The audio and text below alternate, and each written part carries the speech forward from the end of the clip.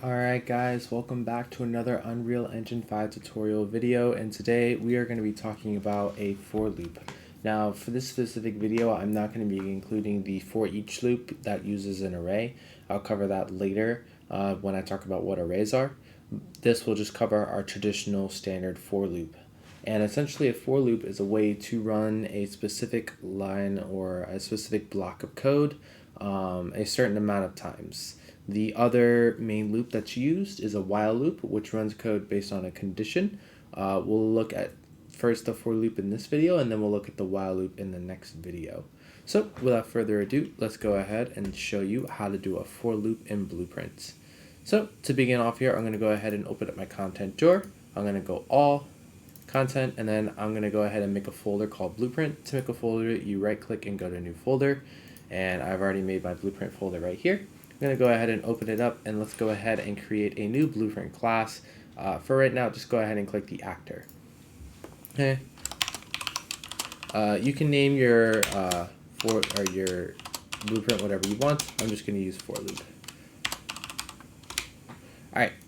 So I go ahead and open this up, and again I'm going to show you guys how I like to configure this. I'm going to go ahead and close my construction script, bring my event graph right here, and now I have my viewport, which describes the actor, and then the event graph right here, which is where I will do my Blueprint scripting. So let's go ahead and drag off the event begin play node here, and I'm going to go ahead and grab a for loop. And as you see, there are two types right here. I'm going to go ahead and get the first one. Alright, and this node will appear. This is a for loop. Again, a for loop is a way to run specific nodes or lines of code for a specific amount of times. It's essentially a great way to reuse code once you have created the code. And you always want to find ways to reuse your code because of the dry principle. The dry principle in programming says don't repeat yourself, because if you end up repeating yourself, and I'll actually go ahead and show a good example here. Let's say I repeat myself, but to finish the statement, if you end up repeating yourself, it's not an if, but when you need to refactor your code base, you're going to be very sad, because for every iteration that you repeated yourself, you have to go back and change it for that iteration. So let's look at an example. Let's say I want to print hello world, or hello, right? And let's say I want to do this 5 times.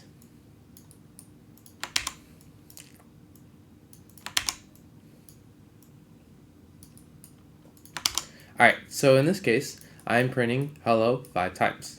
And of course, if I go ahead and compile this, and in the viewport here, I'm just going to create a static mesh component right here, grab static mesh, go ahead, bring that in here, and make it a, I don't know, circle. Cool. Alright, so we have our static mesh, compile, save. Alright, I'm going to go ahead and drag our blueprint out into the scene. There it is. Alright, so when I go ahead and click play, it's going to print hello 5 times. And as you can see, it printed up there in the left-hand corner, which is what we expected. Now, let's go ahead and go back to this. And let's say instead of printing hello, let's just pretend that, you know, this took me a while to do. And then instead of there being just 5, there were like a lot. Like a lot. Like this many. Let's say there were this many hellos. Right, that I had, and I wanted this many hellos to print when I clicked play. Well, if you look at this, let's pretend that after I create all these hellos, I now want to release my game, but I want to release it for the Spanish language. I would have to go back and change all these hellos to a different word, like hola. Right, I have to go in each one of these and change hola.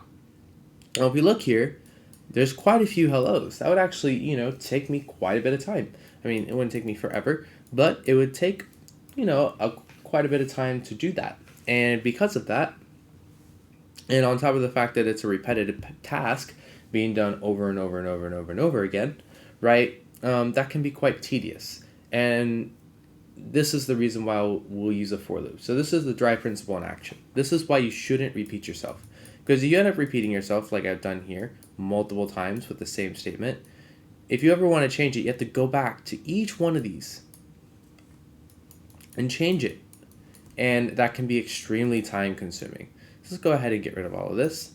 But that is why you would not want to repeat yourself, is because when you refactor, you have to change the code for every reiteration of yourself.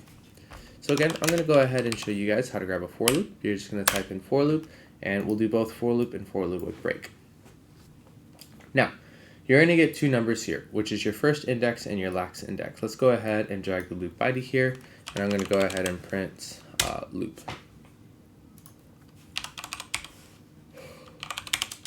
And then when it's done, I'm going to go ahead and print complete. Okay. All right, let's go ahead and see what happens when I put 5 here. Okay. Compile, save, and I go ahead and play, and I have 1, 2, 3, 4. No, let me set the timer here for a little bit longer. Let's do 10 seconds, and then let's make this complete. Boom, and set this for like 10 seconds. All right, so let's go ahead and see again.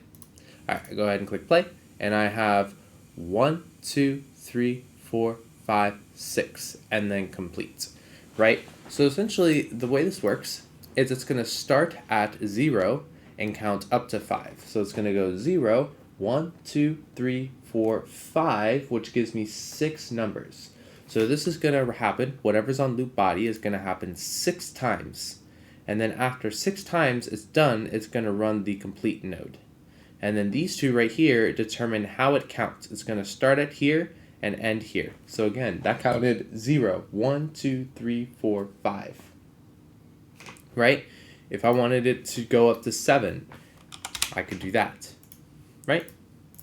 Compile, save, and I click play, and I now have 1, 2, 3, 4, 5, 6, 7, 8. 0 to 7 is 8. So 1, 2, 3, 4, 5, 6, 7, 8, and then the complete. And that's essentially it, guys. That's a good example of a for loop. Now, sometimes you can also use this index node here. Index nodes will pass what iteration you are currently on in your for loop. So let's go ahead and do a combined string on cat. Boom. All right, so I'm going to take this and I'm going to make this into a string. I'm going to call this loop. Space, and I'm going to go ahead and drag that return value into there.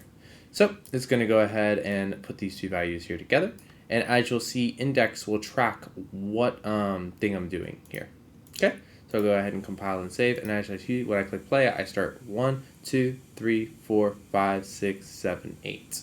Now, we haven't necessarily talked about how to index strings and stuff like that, but this will be extremely useful getting the indice passed when you're using arrays and strings. And that's essentially why this is here.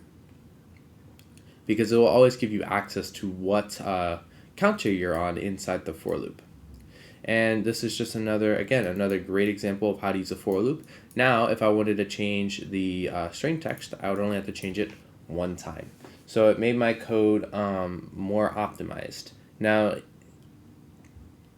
looping isn't necessarily the most efficient thing, and that's in Unreal Engine how Blueprint is compiled and when, but it definitely is an effective way to organize and keep code dry. So that's pretty much what a for loop is, guys. Let's go ahead and see a for loop with a break.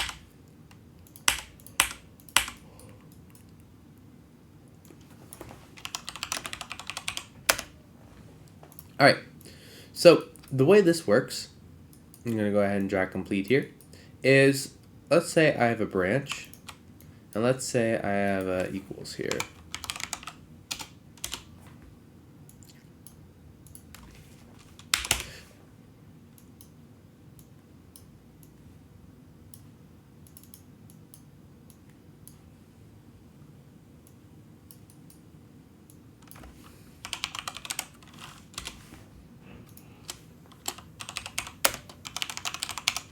Alright, so essentially what's going on here is whenever I click play here, it's going to go ahead and run my for loop based on these indices here, right?